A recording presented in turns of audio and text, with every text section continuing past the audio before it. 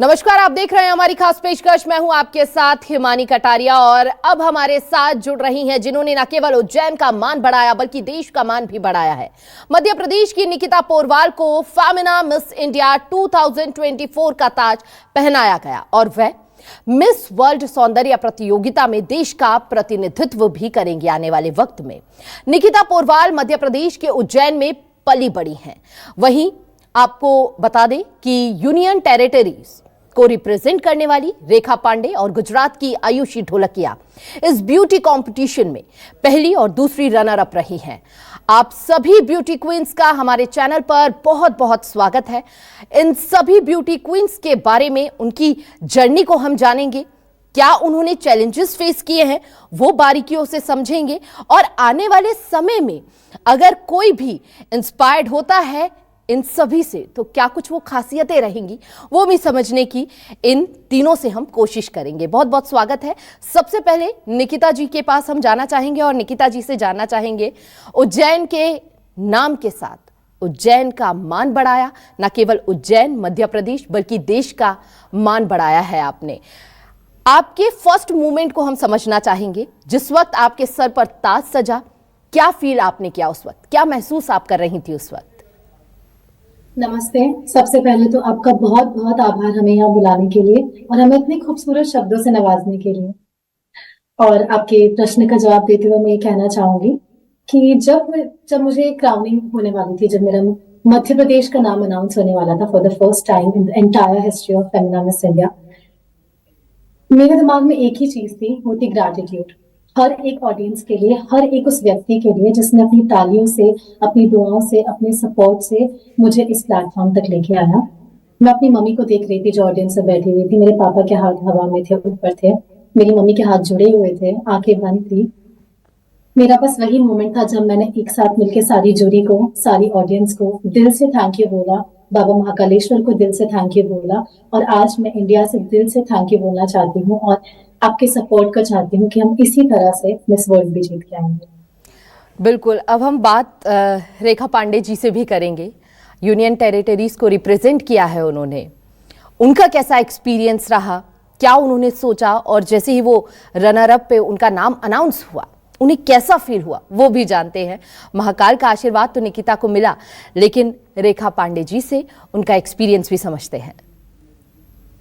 जी नमस्कार सभी दर्शकों को। मैं यूनियन टेरिटरीज को रिप्रेजेंट कर रही थी और जिस यूनियन टेरिटरी से मैं आती हूँ वो काफी छोटी सी यूनियन टेरिटरी है। उसका नाम दादरा नगर हवेली दमन एंड दीव है। उन लास्ट कुछ क्षणों की बात करना मैं चाहूंगी जब मैंने निकिता का हाथ पकड़ के रखा था और मैंने ऊपर देखा था और मैंने एक ही चीज कही थी भगवान को कि जो सबसे ज्यादा डिजर्विंग है, जो भारत को एक विश्व के प्लेटफॉर्म पे रिप्रेजेंट कर पाएगा और भारत का नाम ऊंचा कर पाएगा, उसी को ये जीत मिलनी चाहिए।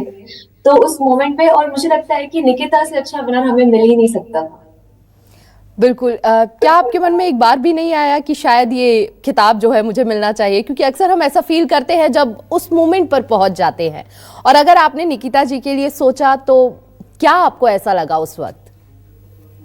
मुझे ऐसा लगता है कि मिस इंडिया की जो हिस्ट्री रही है वो 60 सालों की रही है। वहां जो जजेस बैठे थे, पैनलिस्ट, उनको 60 साल का एक्सपीरियंस है। तो मुझे पूरा का पूरा भरोसा था कि वो जिसको भी चूज करेंगे वो उसी हिसाब से चूज करेंगे, उन क्वालिटीज को ध्यान में रखते हुए चूज करेंगे जो हमें स्टैंड आउट करवाएगा एक ग्लोबल स्टेज पे। तो मुझे एक बार भी ऐसा नहीं लगा अगर मैं डिजर्विंग होती तो मैं शायद विनर होती। पर मुझे लगता है कि निकिता में भारत बसता है। जिस हिसाब से वो बात करती है, जिस हिसाब से वो खुद को संभालती है, कैरी करती है, उसकी नजाकत, उन सब में भारत बसता है। मैं बहुत ज्यादा खुश हूँ कि निकिता हमारी विनर। ठीक है, हम कुछ एस्पेक्ट्स को जानते थे, खूबसूरती को लेकर, टैलेंट को लेकर। ब्यूटी विद ब्रेन का खिताब आप सभी पहले ही जीत चुकी हैं, लेकिन एक और बात आपने जो साफ तौर पर अपनी बातों से दर्शकों को समझाई है वो ये है कि निकिता में जो संस्कृति दिखी, जो झलक दिखी, और उसको देखते हुए कहीं ना कहीं आपको ये समझ आ गया कि हाँ, वो क्वालिटी, जो एस्पेक्ट्स चाहिए होते हैं वो कहीं ना कहीं निकिता में साफ नजर आ रहे हैं।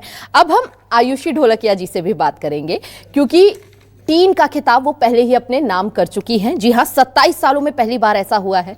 उस एक्सपीरियंस को भी समझेंगे, फिर उन्होंने मिस इंडिया में रनर अप जो पोजीशन आप हासिल की उसे भी समझेंगे। जी, पहले तो बहुत बहुत शुक्रिया आपने हमारे साथ बात करने के लिए ये समय निकाला और हम आपके दर्शकों से उज्जैन में मध्य प्रदेश में हम ये बातचीत कर सक रहे हैं। मेरे लिए एक ब्यूटी पैजेंट का एक्सपीरियंस बहुत ही ज्यादा ट्रांसफॉर्मेटिव और बहुत ही ज्यादा लाइफ चेंजिंग रहा है, क्योंकि मैंने अपने पूरे लाइफ जर्नी में बहुत कुछ सीखा है। आज ये पूरे एक्सपीरियंस है, वो चाहे मेरे टीन इंटरनेशनल का एक्सपीरियंस हो या वो आज फेमिना मिस इंडिया का एक्सपीरियंस हो, उसने मुझे हर समय हर एक घड़ी पे उसने मुझे एक बेटर इंसान, एक बेटर वर्जन बनने के लिए प्रोत्साहन दिया है। और मैं ये कहूंगी कि जब मैं 16 साल की उम्र पे जब मैंने टीन पैजेंट किया था, तब मुझे नॉलेज था कि ये फील्ड किस तरह से है। पर आज जब मैं वो नॉलेज को लेके फेमिना मिस इंडिया में आई थी, तो मुझे इस बात की विजडम थी कि मैं ये नॉलेज को एक्शन में किस तरह से ट्रांसलेट कर सकूं। बहुत ही खूबसूरत तरीके से आपने वो दर्शाया भी। और एक बार फिर मैं निकिता का रुख करना चाहूंगी। निकिता, देखिए, आपकी क्वालिटीज की बात करते हैं, आपके एस्पेक्ट्स की बात करते हैं। आपने टीवी एंकरिंग से शुरुआत की, उसके बाद आप एक राइटर भी हैं और थिएटर आपको करना बहुत पसंद है। तो वो इंस्पिरेशन आपके अंदर कब से जगी? मतलब कब से आपने ठान लिया था कि मुझे ये खिताब अपने नाम करना है? बचपन से ही मेरा स्टेज के प्रति बहुत ज्यादा रुझान रहा है। जब मैं छोटी थी तो मेरी मम्मी मुझे फैंसी ड्रेस कॉम्पिटिशन्स में मिस इंडिया बना के भेजा करती थी। उस टाइम पे मुझे पता भी नहीं था कि मिस इंडिया होना होता क्या है, बस मुझे इतना पता था कि मुझे मिस इंडिया बनना है, मुझे स्टेज पे चलना है, मुझे अपना नाम बोलना है, मुझे पलट के वापस आना है, कि मैं कॉम्पिटिशन्स में किया करती थी। लेकिन धीरे धीरे जैसे मैं बड़ी हुई, मेरा स्टेज के प्रति रुझान बढ़ता गया। मैंने नाटकों से शुरुआत करी, मैंने लिखने से शुरुआत करी, मैंने हर रूप में, आर्ट के हर रूप में मैंने एक कहानी कही है, कभी मेरी तो कभी किसी किरदार की। लेकिन एक पॉइंट के बाद मुझे ऐसा लगने लगा कि अब समय आ गया है, मुझे इंडिया की कहानी कहनी है, और इसीलिए मैंने मिस इंडिया बनने का फैसला किया। मैंने मन में ठान लिया था कि मुझे मेरे देश के उस क्वालिटी को लोगों को दिखाना है जो शायद लोगों तक नहीं पहुंची है। इंडिया अक्सर मिट्टी और संस्कृति और कल्चर के लिए जाना जाता है, जिसके लिए मैं बहुत प्राउड हूँ। लेकिन इंडिया उससे ज्यादा एक ऐसा कंट्री है जहाँ पे डाइवर्सिटी है, सेक्युलरिज्म है, जहाँ पे आपको ना सिर्फ कल्चर मिलेगा, आपको ना सिर्फ जमीन से एक जुड़ाव मिलेगा, लेकिन आपको आसमान छूने की हिम्मत भी मिलेगी। India is the perfect blend of rootedness and progressiveness, and I'm proud to be an Indian. इसीलिए मैंने फैसला किया कि मुझे मिस इंडिया में जाना है और मुझे वो ब्लू क्राउन घर लेके आना। ठीक है, आपने संस्कृति की बात की, आपकी एक फोटो भी सामने आई है। देखिए, सीता के रोल निभाने से मिस इंडिया तक का सफर, आपके लिए इंस्पिरेशनल कैरेक्टर कौन रहा है अपनी जिंदगी में और अभी तक के सफर में? आप किसी किरदार की बात कर रही हैं, किसी कहानी के किरदार की, या फिर मेरी जिंदगी के किसी किरदार की? आपको जो रिलेटेबल लगे आप वो बताइए कि आपको सबसे ज्यादा अपनी लाइफ में कौन इंस्पिरेशनल लगा है। मैं अपनी मम्मी के बारे में ही कहना चाहूंगी, क्योंकि मेरी मम्मी एक गांव से बिलोंग करती है, एक छोटे से गांव से आती है। उन्होंने ज्यादा दुनिया देखी नहीं थी, उनको अकेले ट्रैवल करना या इतना ज्यादा कुछ पता नहीं था। जैसे हमारे यहाँ की महिलाएं होती है, सिंपल सी, सादी सी, वो भी वैसी ही थी, जो अपना सब कुछ रख देती है अपने बच्चों के लिए, अपने परिवार के लिए। मेरी माँ भी वैसी ही थी। लेकिन जब मैंने उन्हें बताया कि मुझे फेमिना मिस इंडिया बनना है, मुझे एक ऐसा सपना देखना है जो मेरे शहर में किसी ने नहीं देखा पहले, जो हमारे स्टेट से कभी आगे नहीं गया पहले, मुझे वो सपना देखना है। जो सब लोग कहते थे कि ये हमारे लिए नहीं है, अब डॉक्टर बन जाओ, इंजीनियर बन जाओ, कुछ भी अपने लेवल का काम कर लो, ये बड़े बड़े सपने हमारे लिए नहीं। लेकिन वहां एक छोटे से गांव की मेरी माँ ने मुझसे कहा कि बेटा, तुझे जो बनना है, तूने तेरे मन में अगर कोई ख्याल आया है तो भगवान ने डाला, और भगवान ऐसे ही कोई ख्याल नहीं डालता। वहां से मेरी मम्मा ने मुझे हर पड़ाव पे मेरा साथ दिया है, मेरे स्टेट फिनाले से, मेरे फर्स्ट ऑडिशन से लेके मेरे ग्रैंड फिनाले तक। मेरी मम्मा अकेले ट्रैवल कभी भी नहीं करती थी, लेकिन ये पहली बार था कि वो इंटरनेशनल एयरपोर्ट से लेके फ्लाइट्स वगैरह खुद उन्होंने पूरी करी। मुझे अकेले यहाँ छोड़ने आई थी, क्योंकि पापा साथ नहीं दे सकते था, पापा को काम रहता है, तो मम्मा मेरे साथ। ये शायद हर घर की कहानी होती है। पापा थोड़ा सा कहते हैं कि डॉक्टर बनो, इंजीनियर बनो, तो वो थोड़ा सा चैलेंजिंग हो जाता है लाइफ में, लेकिन मदर एक ऐसा रोल निभाती है कहीं ना कहीं कि हमेशा सपोर्टिव रहती है, बेटा आप कुछ भी करो हम साथ हैं। और शायद आपके करियर में या आपने जो भी आज हासिल किया है उसमें भी एक अहम भूमिका, जैसे कि आप शेयर भी कर रही हैं कि आपकी माता ने एक अहम रोल जो है वो निभाया है यहाँ तक के सफर में। रेखा पांडे जी के पास भी चलेंगे और उनसे भी समझेंगे कि उन्होंने यूनियन टेरिटरीज को रिप्रेजेंट किया है, क्या चैलेंजेस इस पूरे सफर में उन्हें फेस करने को मिले और सबसे ज्यादा चुनौतीपूर्वक क्या वो समय रहा, वो कुछ मोमेंट आप शेयर कर सकते हैं रेखा? मैं एक बहुत ही छोटे से यूनियन टेरिटरी से आती हूँ और सबसे बड़ा चैलेंज ये था कि उस सिटी में कभी किसी ने इतना बड़ा सपना देखा ही नहीं। मेरे पास कोई एग्जाम्पल नहीं था उस सिटी से कि मैं उसके टुवर्ड्स देख के उन्होंने क्या स्टेप्स फॉलो करके वो अपना ड्रीम अचीव किया, मैं वो स्टेप्स फॉलो कर सकूं। पर मेरे को ऐसा लगता है कि वो ही चीज मेरी स्ट्रेंथ भी बन गई कि किसी ने नहीं किया है तो मुझे करके दिखाना है।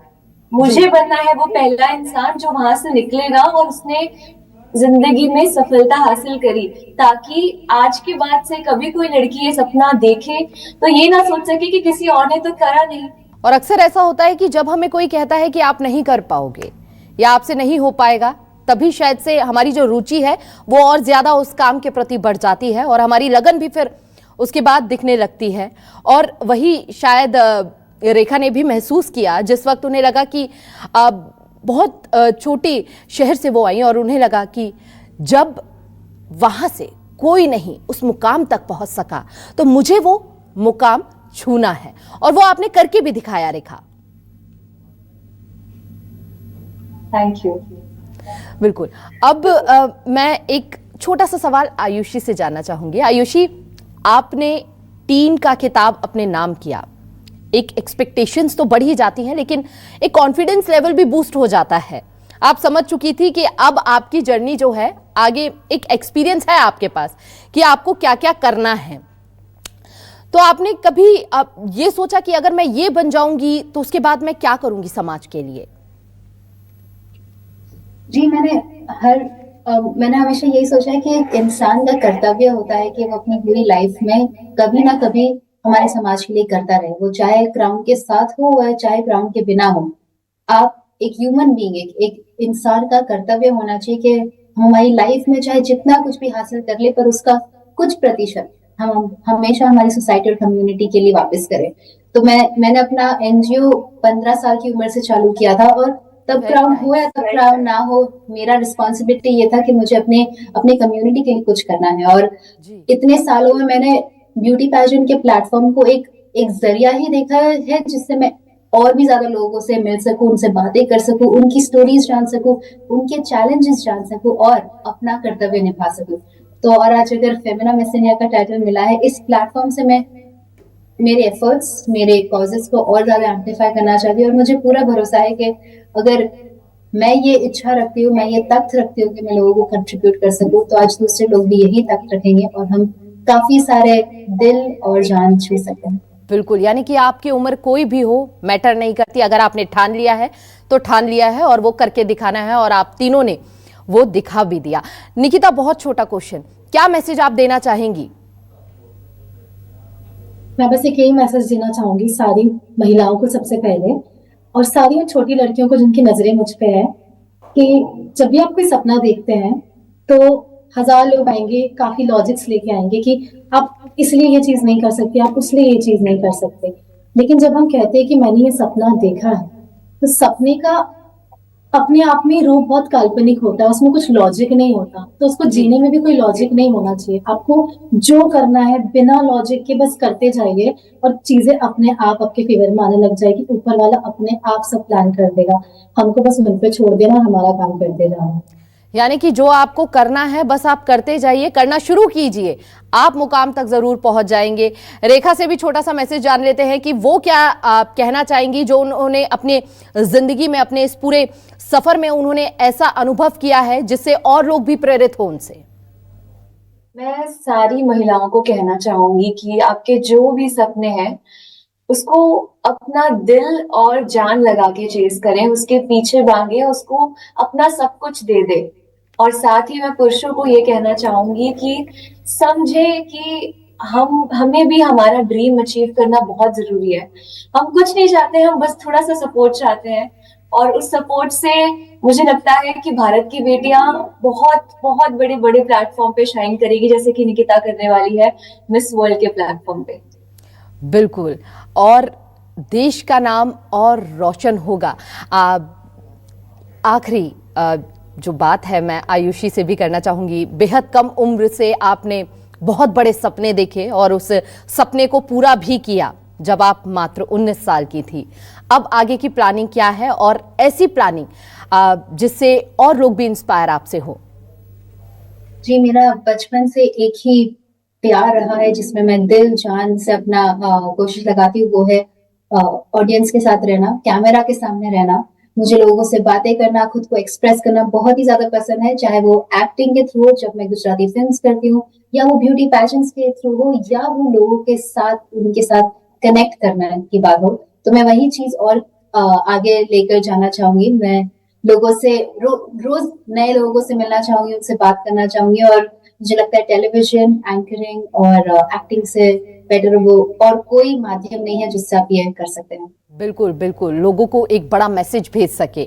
बहुत बहुत शुक्रिया आप तीनों खूबसूरत महिलाओं को जो हमारे साथ जुड़ी, अपना कीमती समय साझा किया, अपना अनुभव हमारे साथ आपने साझा किया, और कहीं ना कहीं अन्य युवतियों के लिए भी आप इंस्पिरेशन बनी हैं।